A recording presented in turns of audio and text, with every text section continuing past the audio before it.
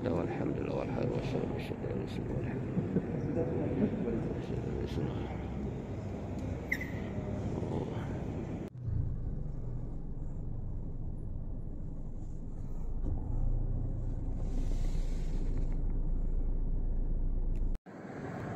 Assalamualaikum warahmatullahi wabarakatuh.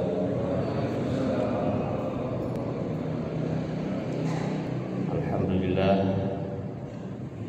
wa syukru ala ni'amillah wassalatu wassalamu ala rasulillah Muhammad ibn Abdullah wa ala alihi wa ashabihi wa mawalah adada khalqihi ridha nafsihi wa zinata arshihi wa midada kalimatihi. A'udzu billahi minasyaitonir rajim. Bismillahirrahmanirrahim.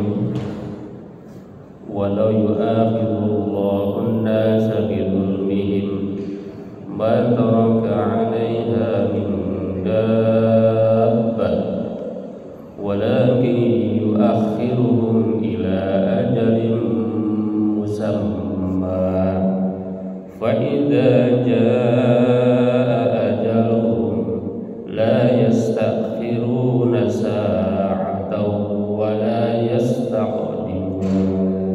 Shadaqallahu adzim.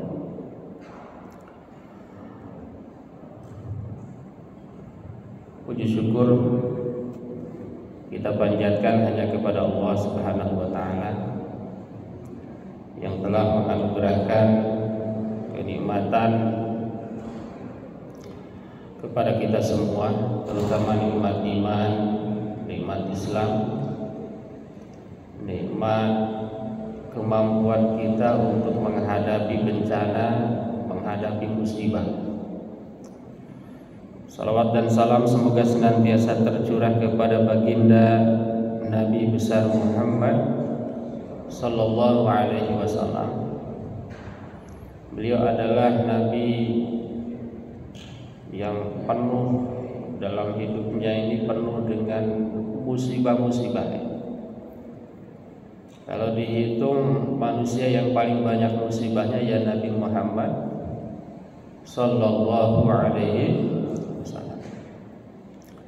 Jadi kalau Nabi Muhammad pengen enak-enak gampang.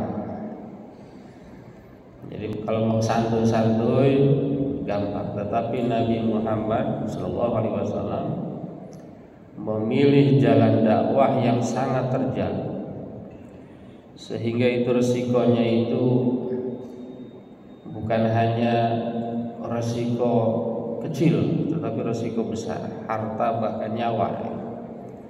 Nabi sallallahu alaihi wasallam korbankan, dan itu semua alhamdulillah berbuah manis.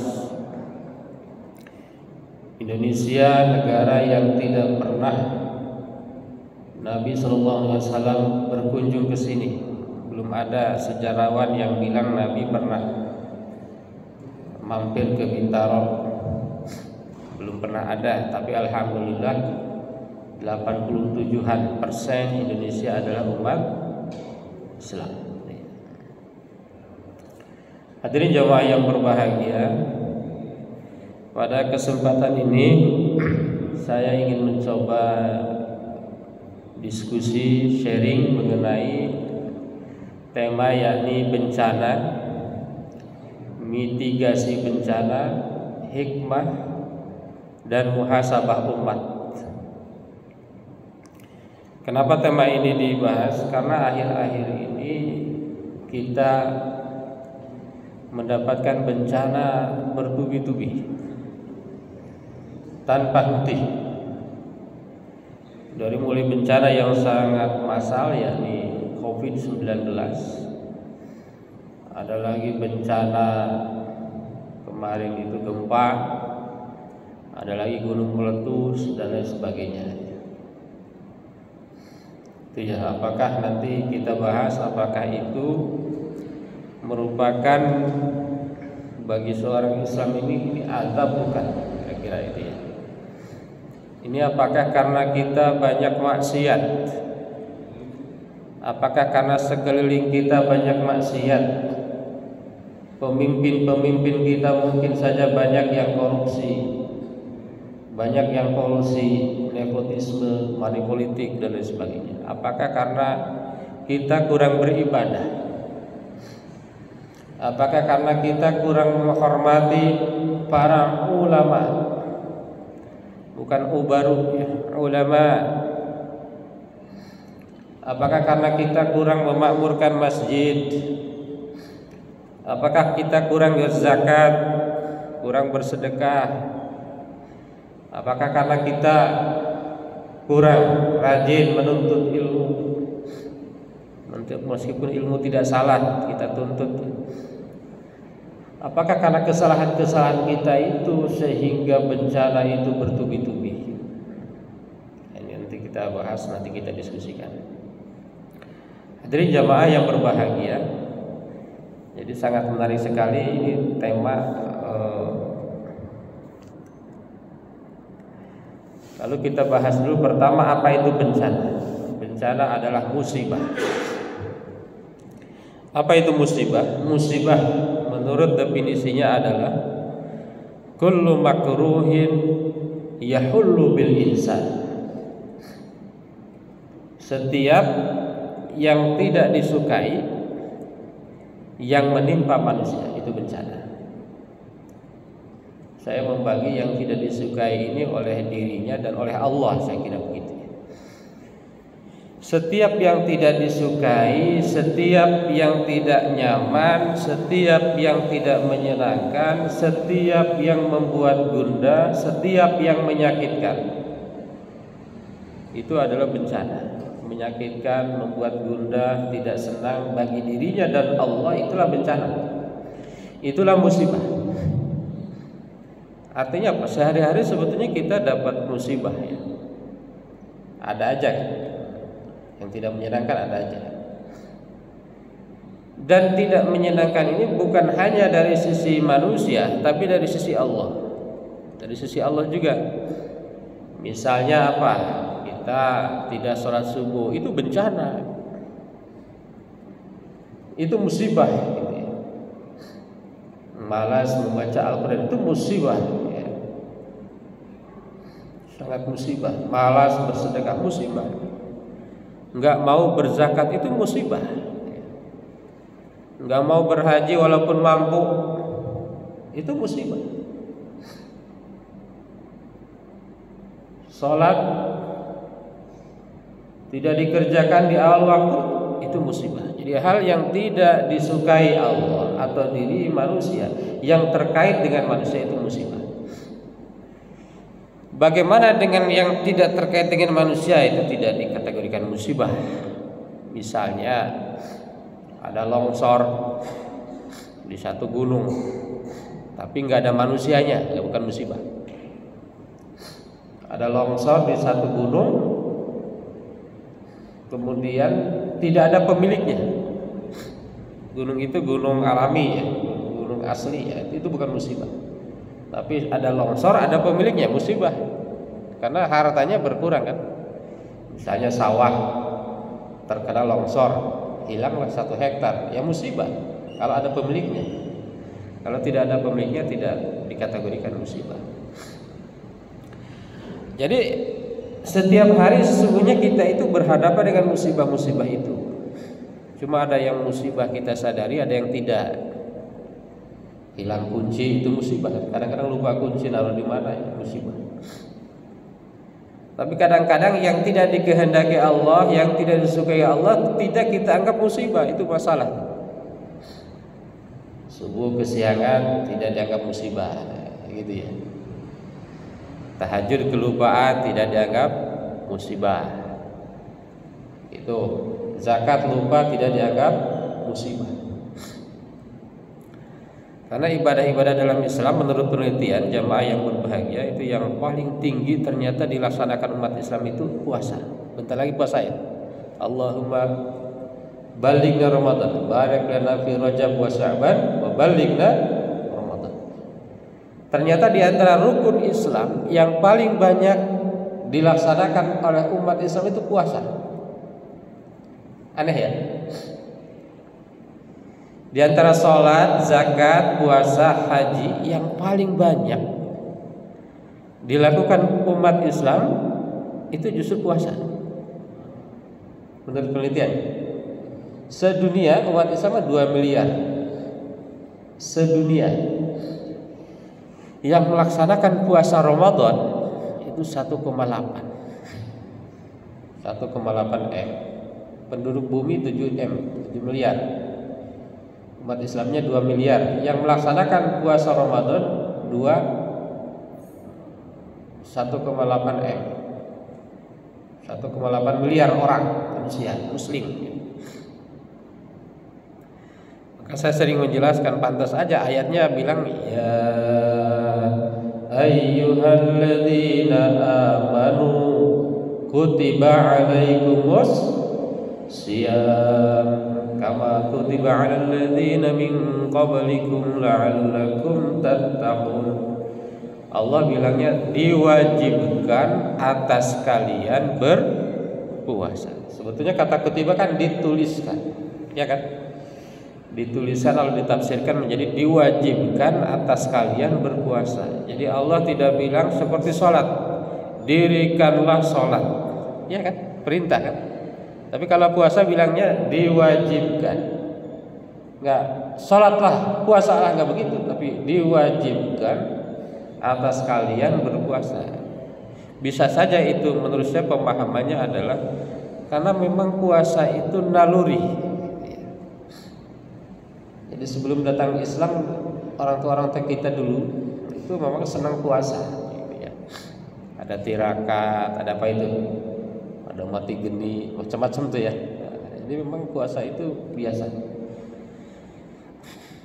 Bahkan mereka yang kaya raya tuh, yang cakep-cakep, biar ini badannya langsing, apa itu? Puasa. Ya, di TV tuh ya, orang-orang keren tuh makannya dibatasi, puasa kan. Kalau umat Islam makannya dibatasi dapat pahala, ya kan. Kalau cuma diet kan belum tentu dapat pahala, ya kan. Tergantung niatnya tentunya ya. Hadirin jamaah yang berbahagia. Jadi kalau kita tidak puasa itu bencana, Pak. Ya, itu kan musibah itu. Oh, kalau kita tahu itu melebihi bencana itu. Bencana gunung segala macam. Melebihi bencana gempa itu. Kalau kita tidak sholat, tidak puasa ya. Yang paling rendah apa di kalangan umat Islam? Ibadah yang paling rendah dilakukan zakat. Zakat itu paling rendah. Banyak alasan orang. Yang lucunya orang pede infak, sedekah, tapi lupa zakat. Coba saling mengingatkan ya. Yang wajib itu apakah infak, sedekah, zakat, kurban? Yang mana yang wajib? Zakat. Tapi saya amati, ini baru pengamatan ini ya. Kurban banyak yang melakukan, banyak. Coba aja dicek di laporan-laporan ya. Kurban itu banyak. Kenapa kok saya teliti ini? Kenapa nih? Kok zakat sedikit? Ini saya bilang gini mumpung masih jauh Idul Adha ya. Kalau dekat Idul Adha kan dibilangnya wah ini menghalang-halangi kurban. Bukan masalah menghalang-halangi. Kurban bagus tapi zakat dulu gitu ya. Itu Pak. Zakat, yang lain sunnah kan, yang wajib dulu. Ada beberapa alasan kenapa yang wajib dulu. Yang pertama, kalau wajib itu dilaksanakan pahala, ditinggalkan dosa kan. Jadi kalau kita muslim nih saling mengingatkan nih, ibadah sunnah, kurban, infak, sedekah, tapi tidak zakat ya dosa Pak. Itu satu. Yang kedua, pahala ibadah wajib itu waduh jauh sekali jaraknya Pak dengan sunnah. Kalau kita nih sholat subuh tidak melaksanakan sholat subuh 2 rakaat, itu tidak cukup diganti dengan ribuan rakaat sunnah, Pak. Nggak bisa nambel itu nggak bisa. Ribuan itu 2000 nggak cukup. Jaraknya terlalu jauh, Pak. Jadi kalau kita melaksanakan yang sunnah lupa yang wajib, itu kalau kata Ibnul Qayyim itu orang tertipu, Pak. Kata Ibnu Qayyim al-Jauziyah, barang siapa hanya melaksanakan yang wajib, lupa yang sunnah, itu harus dikasih tahu.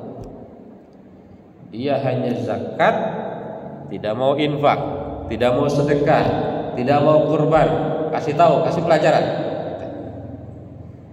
Yang lebih parah lagi, barang siapa yang hanya mementingkan sunnah, lupa yang wajib, itu orang tertipu. Nah itu ya. Itu ya. Saya agak ngerinya di laporan Basnas. Cek aja di internet, di mana itu kan umum ya. Laporan Basnas itu sangat kecil sekali ya. Sangat kecil. Tahun 2000 sebelum Covid aja potensinya 300, 200, 300 ya. Zakat itu hanya terkumpul 10 triliun setahun ya. Ya meskipun nanti ada yang bilang bisa aja tidak melapor ke Basnas. Itu lembaga-lembaga LAZ misalnya yang swasta itu lapor semua, laporannya masuk semua itu. Ya, gitu ya. Sholat ini belum ada penelitian yang berapa persen umat Islam yang sholat tuh. Belum ada tuh, saya cek. Umat Islam perlu meneliti, nggak usah gede-gede dah. Di satu komplek aja di kita nih, berapa muslim, berapa yang jamaah, berapa yang sholat. Kalau tidak sholat musibah. Ini bahas panjang sekali ya. Hadirin jamaah yang berbahagia, kemudian berkaitan dengan musibah bagi umat Islam itu minimal ada 4 ya. 1 ada pencegahan, 2 ada penghadapan, menghadapinya bagaimana, 3 penyelesaian, yang 4 mencari hikmah. Jadi kalau ada musibah, ada apapun, pertama penghadapan, menghadapi musibah, pencegahan dulu ya. Bagaimana caranya agar musibah itu tidak datang gitu loh, kira-kira gitu Pak. Cara musibah agar tidak datang kepada kita,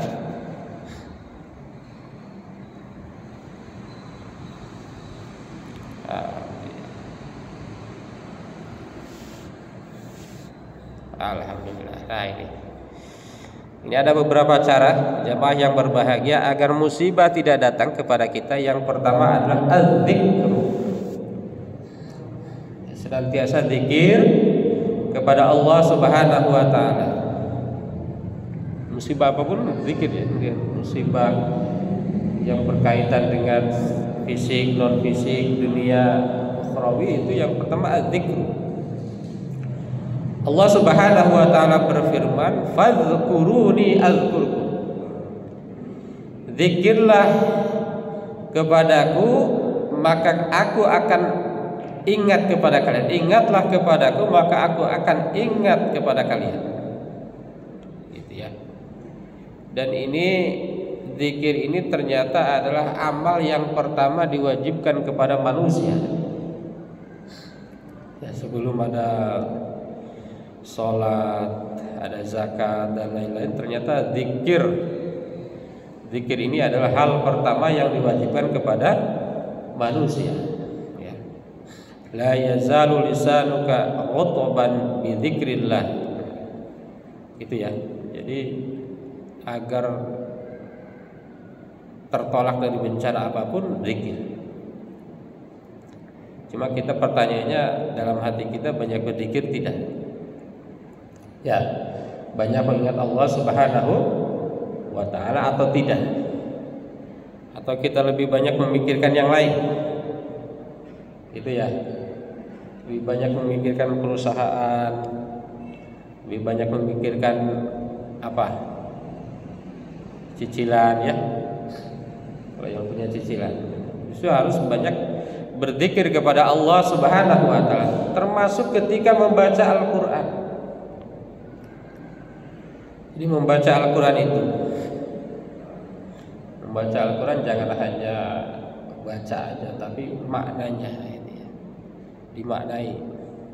Alhamdulillahi Rabbil Alamin, itu harus betul diresapi maknanya. Alhamdulillah, segala puji lillahi, milik Allah Rabbil Alamin, Tuhan semesta alam. Nah, kalau diresapi lagi lebih dalam lagi, alhamdulillah misalnya. Apa makna alhamdulillah itu? Alhamdulillah itu pujian pada sesuatu yang menciptakan dari tidak ada menjadi ada, itulah alhamdulillah. Kalau untuk manusia al-mahdu, ya gitu. Kenapa Allah bilangnya alhamdulillah, puji milik Allah? Kalau puji untuk manusia al-mahdu, gitu, bukan alhamdu. Kalau alhamdu, pujian kepada manusia, kepada Allah, karena Allah mampu menciptakan yang tidak ada menjadi ada, yang tidak ada bumi menjadi ada, yang tidak ada matahari menjadi ada. Kalau manusia al-mahdu, sehebat apapun, karena manusia hanya mampu menciptakan yang ada menjadi bentuk lain, gitu ya, membuat, gitu ya, membuat segala sesuatu yang fasilitasnya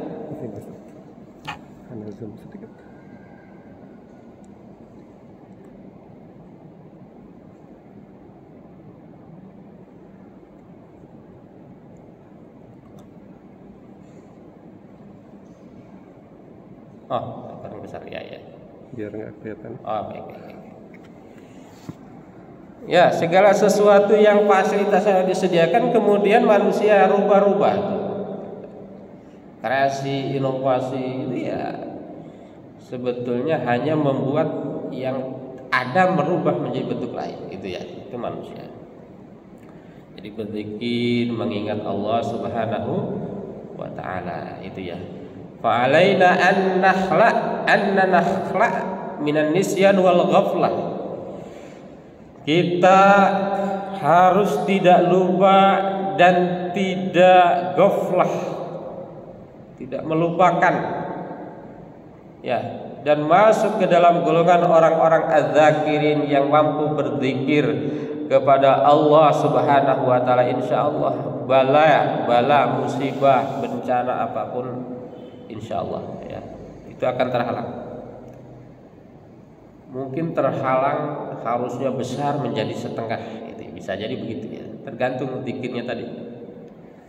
Mungkin terhalang yang tadinya besar menjadi kecil, mungkin yang tadinya besar menjadi tidak ada, itu bisa jadi. Itu keyakinan kita sebagai umat Islam ya. Yang kedua asyukru. Jadi kalau mau tertolak itu berarti sebelum datang hilang duluan, maka kita harus senantiasa bersyukur kepada Allah Subhanahu wa taala. Allah berfirman, washkuru li wala takfuru. Bersyukurlah kepadaku dan janganlah kalian kufur. Itu, bersyukurlah kepadaku dan janganlah kalian kufur. Apa itu syukur? Nah, dalam definisinya syukur itu adalah sarful abdi jami'a ma an'amallahu ilaihi ila ma khuliqa li ajli. Syukur adalah menggunakan nikmat Allah untuk tujuan Allah menciptakan nikmat itu. Syukur punya harta, bagaimana syukurnya? Ya, menggunakan harta itu untuk kepentingan Allah memberikan harta. Syukur sehat, gunakan kesehatan itu untuk beribadah misalnya. Tadi harta, gunakan harta itu untuk membiayai kehidupan keluarga dengan baik dan benar. Syukur jabatan, menggunakan jabatan itu untuk kemanfaatan kesejahteraan umat. Itu namanya syukur. Yang ketiga as-sholat. Nah, ini sholat yang baik itu ternyata juga bisa menolak daripada bencana, daripada musibah. Jadi kita sholat ini bisa jadi udah banyak mengurangi musibah-musibah kita. Jangan salah. A'udzubillahi minasyaitonirrajim. Ya ayyuhalladzina amanu ista'inu bis-sabri was-shalah innallaha ma'as-sabirin. Dan yang keempat, sabar. Ya, sabar dalam menghadapi musibah, dalam menghadapi apapun, insya Allah itu akan menolak daripada musibah yang akan datang kepada kita. Hadirin jamaah yang berbahagia,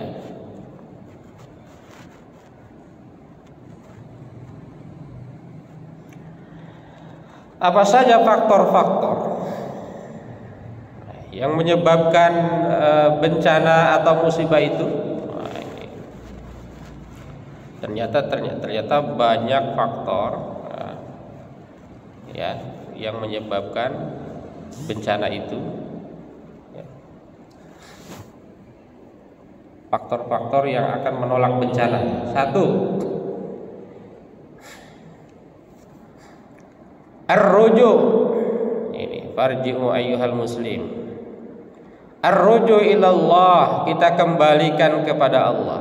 Farji'u ayyuhal muslimun ila ta'atillah wajtanibu ma'siyatahu yudafi'ullah azza wa jalla ankum al-balaya wal masaib. Kita gedekan lagi. Kita kembali kepada Allah. Itu bagian dari akan faktor-faktor yang akan menolak bala. Allah Subhanahu wa taala berfirman, ihfazillah yahfaz, ihfazillah tajidhu ittijahaka. Yang kedua, at-tadarru. At-tadarru, apa itu at-tadarru? Rendah diri. Rendah diri di hadapan Allah Subhanahu wa taala. Jadi ketika kita sholat itu, apakah kita betul-betul rendah gitu? Apakah sholat itu hanya baru kewajiban saja? Makanya kita sujud kepala di bawah 2 kali, ya kan? 2 kali itu betul-betul menandakan bahwa at-tadarru, merendahkan diri kita kepada Allah Subhanahu wa taala. Jadi semakin merendah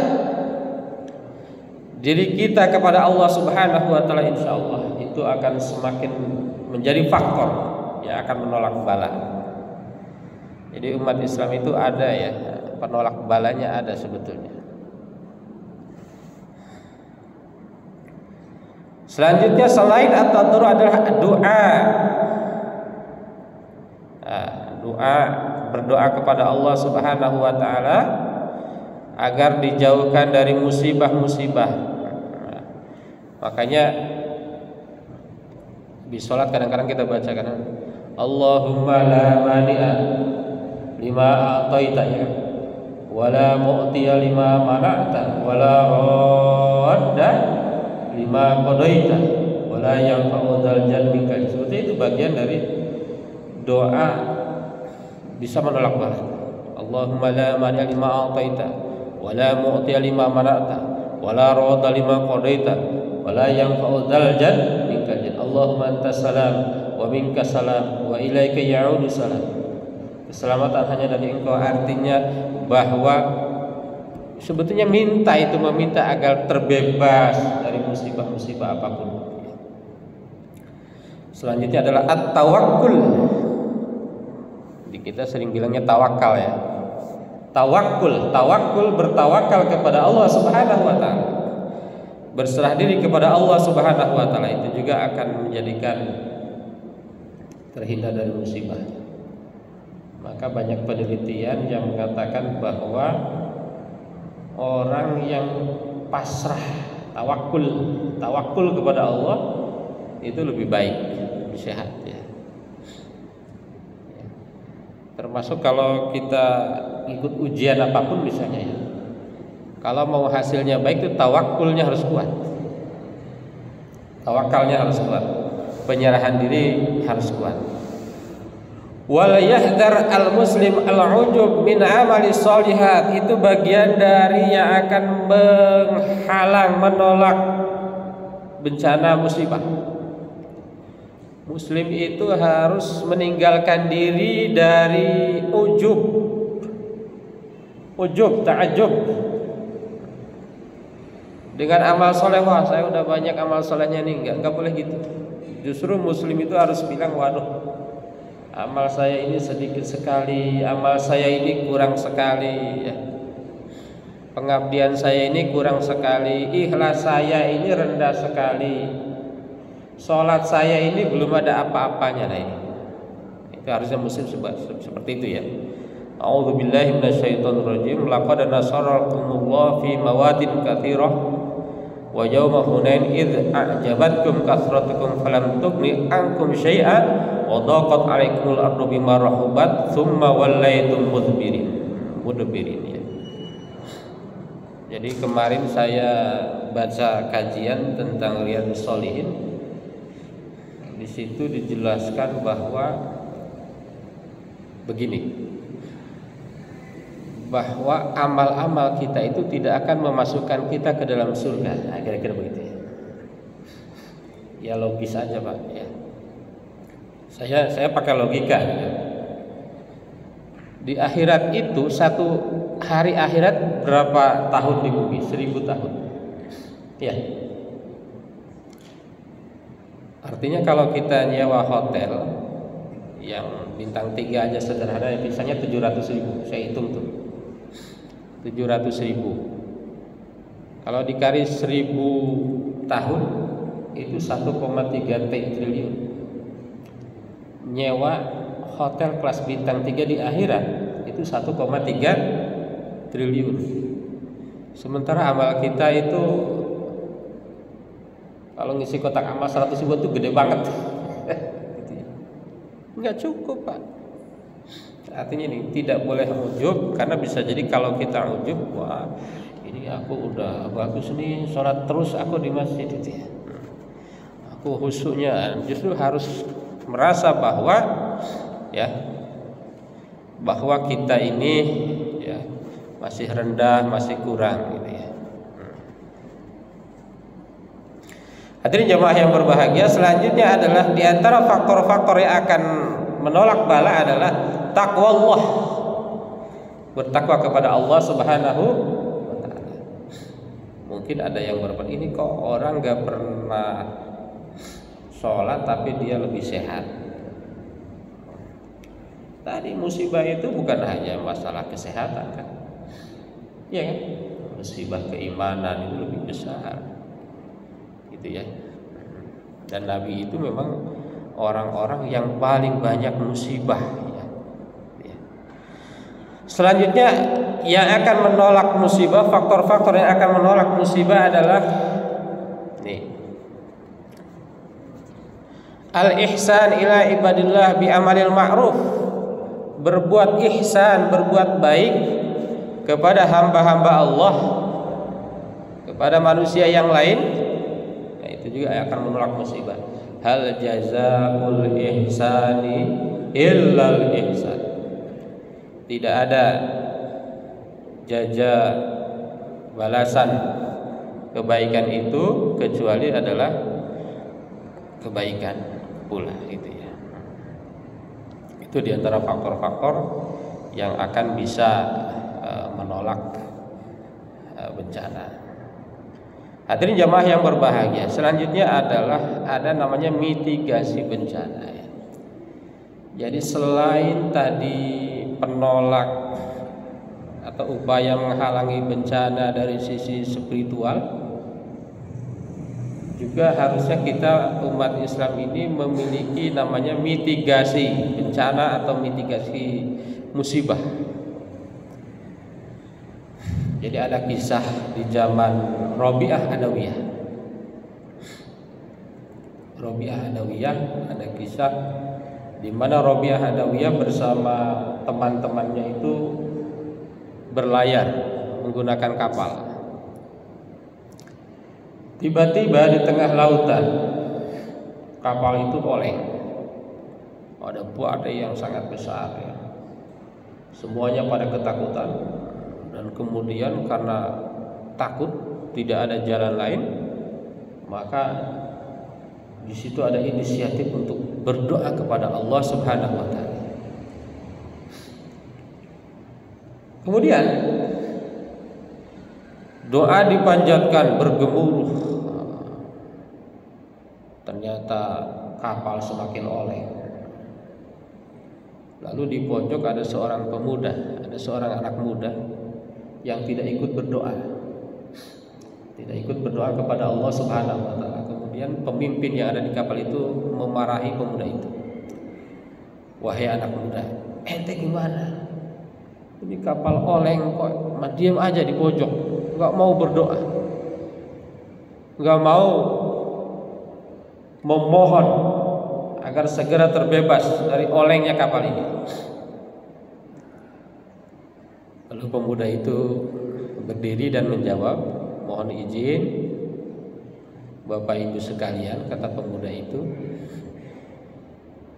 kita kalau berdoa meminta kepada Allah, tetapi doanya itu hanya formalitas,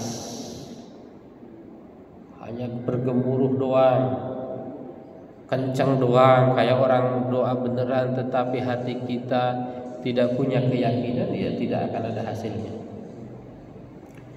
Kata pemuda itu, kalau mau berdoa itu diijabah, dimakbul oleh Allah Subhanahu wa taala, maka kita harus yakin. Oke, kalau gitu mari kita berdoa, tapi harus perlu dengan keyakinan. Bukan berdoa asal doa kencang segala macam ya, tapi tidak paham artinya, tidak yakin lagi gitu. Kemudian setelah itu pemuda dan yang lainnya ikut berdoa bersama, tetapi sekarang doanya ditambah dengan keyakinan. Dan alhamdulillah menurut kisahnya kapal itu menjadi tenang, badai menjadi hilang. Apa yang saya maksudkan? Bahwa doa-doa kita itu akan semakin tajam kalau ada usaha-usaha lahir yang membuat kita yakin. Gitu. Membuat kita yakin. Jadi ketika kita berdoa, kalau hati kita tidak yakin, ya Allah inda dzanni 'abdi. Begitu. Jadi mitigasi bencana, hal-hal yang dilakukan untuk mengurangi resiko dan dampak dari bencana itu harus dilakukan oleh seorang muslim. Tidak cukup berdoa, tapi harus ada mitigasinya itu. Nah, ini kalau Al-Aqsa menurut saya ini termasuk masjid yang percontohannya. Misalnya yang mungkin terjadi bencana di masjid, kebakaran misalnya ya. Yang paling mungkin kan, kalau di sini banjir mungkin nggak mungkin ya, agak jauh ya. Nah, di sudut-sudut itu ya tersedia apa, pemadam apa, hidran itu kayak di hotel-hotel. Harusnya masjid itu yang memiliki itu. Yang mungkin terjadi di masjid, misalnya kesehatan, ada dokter itu. Jadi harus tahu potensi bencananya apa. Kalau di daerah laut potensinya tsunami misalnya, ya itu harus ada pencegahan, dibangun oleh muslim, komunitas muslim. Kalau dibangun sendiri berat, tapi kalau dibangun oleh komunitas bisa jadi tidak seberat sendiri. Saya amati mitigasi ini yang lebih hebat justru bukan muslim ya. Maka para cendekiawan ketika jalan-jalan ke Jepang kemana, mereka menemukan, kok di Jepang banyak Islamnya ya, muslimnya nggak ada, dikit. Kalau di kita banyak muslimnya, Islamnya ya, kebalikannya ya. Misalnya toilet, kebersihan, ya kan? Masjid yang toiletnya bagus nggak banyak. Itu kan mitigasi bencana. Bencana-bencana itu bisa datang dari kesehatan. Saya keliling ke masjid yang toiletnya bagus tuh nggak banyak. Itu bagian dari mitigasi bencana dan itu harus diusahakan oleh muslim. Jadi bukan hanya berzikir, berdoa, tetapi ada upaya-upaya yang sifatnya rasional, yang sifatnya aksi. Hadirin jamaah yang berbahagia. Lalu bagaimana ketika musibah itu ada datang, karena pasti ada ya. Umat Islam harus ngapain nih? Musibah itu datang, misalnya banjir segala macam ya, atau musibah-musibah yang lainnya ya. Yang pertama adalah bahwa kita harus sadar bahwa musibah itu adalah ujian. Kalau umat Islam itu paling enak ya, kalau ada musibah ya itu ujian, gitu ya. Dan itu tanda cinta dari Allah. Jadi kalau muslim orang yang taat dapat musibah itu bukan azab, Pak. Itu tanda cinta dari Allah. Idhiya kadawani. Karena musibah itu bagaikan obat, fa innahu wa ikana murran illa annaka tuqaddimuhu ala mirratih liman tuhib. Kita meskipun obat itu pahit pasti kita berikan kepada orang-orang yang kita sayangi agar sembuh. Begitu juga Allah. Jadi kalau orang soleh kok dapat musibah ya, orang soleh kok miskin ya, orang soleh kok sakit ya, kalau dia tetap dalam kesolehannya nih, itu adalah ujian dari Allah Subhanahu wa ta'ala. Kalau musibah itu datang. Yang kedua, jika musibah itu terjadi kepada seorang muslim, gampang. Hunaka umur idza ta'ammalaha man usiba bi musibah hanat alaihi musibatuhu wa khaffat. Kita bisa melihat bahwa musibah itu enggak lama. Di samping ujian namanya musibah enggak lama. Gempa bumi ya paling beberapa jam saja. Tsunami juga enggak lama tuh ya, beberapa jam saja ya. Tsunami enggak lama. Terus gunung juga enggak lama. Akan reda sendiri. Dan yang ketiga, katsirun minan nasi idza ahsana talaqil bala alima annahu ni'mah. Bahkan bagi seorang muslim itu musibah itu sebetulnya nikmat ya. Nikmat dari Allah Subhanahu wa ta'ala ya. Kenapa nikmat? Karena musibah taqabbala biha 'ala Allah khairul laka min nikmatin tansika dzikrullah. Karena musibah yang membuat seorang muslim makin ingat kepada Allah lebih baik dibanding nikmat yang melupakan dia kepada Allah Subhanahu wa ta'ala. Jadi sebagai seorang muslim itu luar biasa ya. Bahkan ini ada Ibnu Qayyim pernah mengatakan nih, ana jannati, ketika dia masuk penjara, ana jannati wa bustani, aku ini adalah surgaku, aku ini adalah tamanku, fi sodri, surgaku di hatiku. Ini rohtu fa hiya ma'i la tufarikuni. Ketika aku santai di penjara, katanya, tapi Allah tidak akan meninggalkanku.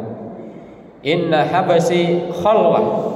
Ketika aku di penjara, dikurung, itu adalah kesempatan untuk khalwah. Khalwah itu apa? Menyendiri bersama Allah, berduaan bersama Allah. Wa qatli, ketika aku dibunuh syahadah. Bagi seorang muslim itu dibunuh pun masih enak, syahid. Wa ikhraji min baladi siyahah, ketika aku diasingkan dari kampungku, wah itu anggapannya sebagai jalan-jalan. Masya Allah.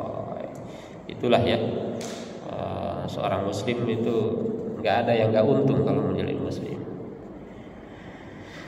Bagaimana menyelesaikan musibah? Waktunya cukup enggak ya banyak untuk menyelesaikan musibah. Kita singkat-singkat aja ya. Ketika musibah itu datang, bagaimana menyelesaikannya?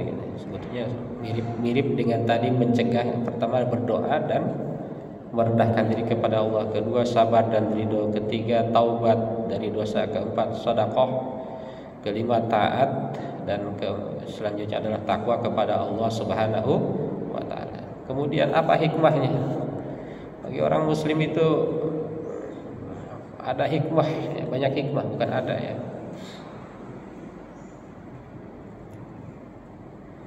Musibah itu mengandung hikmah-hikmah yang sangat luar biasa bagi seorang muslim. Syaratnya muslim ya. Ini hikmah yang sangat luar biasa dari musibah-musibah yang terjadi ya. Musibah apapun ya. Kenapa? Karena al-ibtila'u sunnatullah. Pertama adalah bahwa musibah itu ya sunnah pasti ada. Sunnah itu hukum ketentuan Allah pasti ada. Nah, gitu. Gak mungkin gak ada. Gunung meletus pasti ada. Gitu ya. Kebanjiran pasti ada. Ya siapapun ya. Bagi seorang muslim apa hikmahnya? Yang pertama, inzalul bala li raf'i darajatil mu'minin as-sabirin as-shadiqin.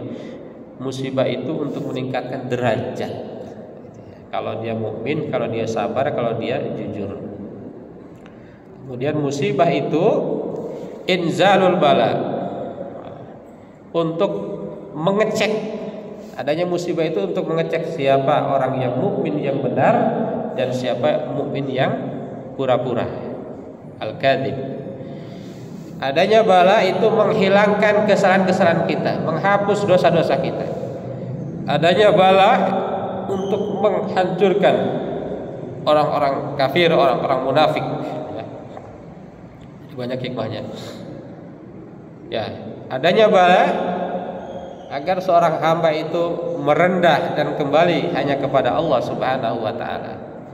Adanya bala atau musibah ya, itu adalah untuk kebaikan, untuk meningkatkan dan mendekatkan diri seorang muslim kepada Allah Subhanahu wa taala. Ini yang terakhir yang ingin disampaikan, ini kita harus muhasabah di sini ya. Musibah dan dosa. Tadi udah dibahas banyak mengenai musibah. Apa ada hubungan antara musibah dengan dosa? Pertanyaan gitu ya. Apakah sebetulnya sudah jelas tadi ya. Ini kesimpulannya. Jadi ada dua pendapat. Pendapat yang pertama bahwa tidak semua musibah itu karena dosa. Dalilnya sangat kuat. Para nabi itu banyak musibahnya. Wah, Nabi Muhammad itu diboikot, mau dibunuh, iya kan? Musibah kan? Mau dibunuh. Nabi Ibrahim dibakar, dimakan ikan. Ini musibah. Jadi tidak semua musibah itu dalam rangka karena dosa. Jadi kalau ada di satu daerah, misalnya di mana itu kemarin di Sukabumi apa di mana sampingnya itu, daerah mana itu? Cianjur ya. Cianjur. Kan di sana banyak orang soleh ya. Saya yakin banyak pesantren juga ya. Meskipun ada berita-berita ya, ada berita macam-macam. Tapi bencana itu tidak semua karena dosa. Tadi nabi-nabi banyak bencana, banyak musibah. Maka kita nggak boleh bilang ke mereka, wah, Cianjur ini pantas aja nih begini-begini. Nggak boleh itu. Tapi kalau menimpa kita, boleh tuh.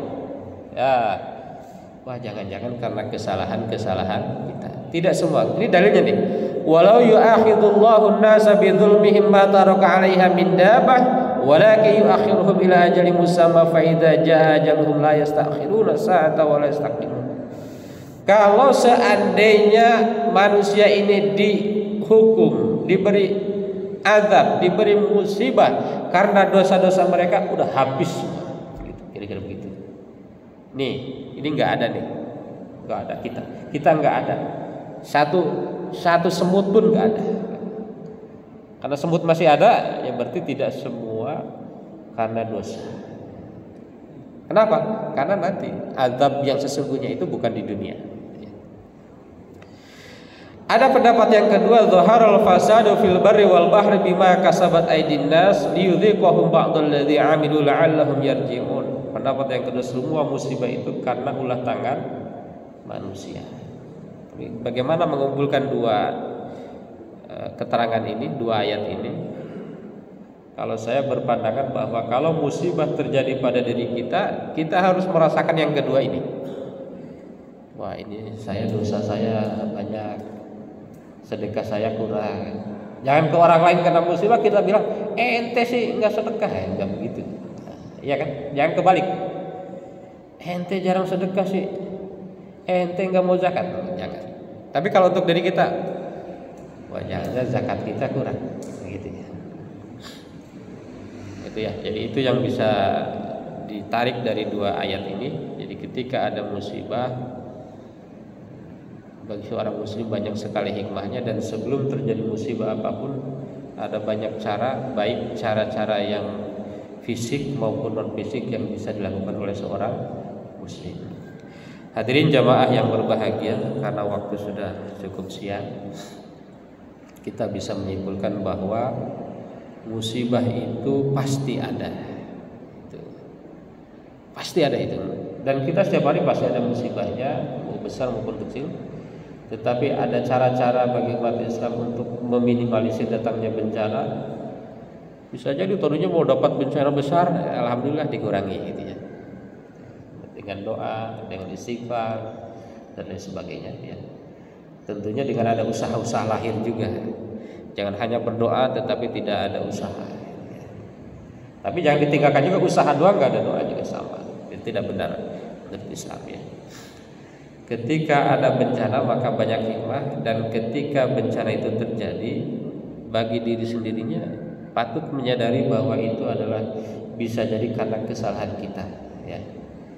Tetapi ketika terjadi bagi orang lain, kita bantu mereka dan kita bilang tidak semua bencana karena dosa. Biar mereka semoga semakin mendekatkan diri kepada Allah Subhanahu wa taala. Janganlah ditakut-takuti, janganlah dihina, tapi kita bantu dan kita bilang bencana adalah ujian dan itu akan meningkatkan derajat kita. Itu aja yang bisa disampaikan Bapak Ibu jamaah sekalian. Terima kasih. Mohon maaf atas segala kekurangan. Wassalamualaikum warahmatullahi wabarakatuh.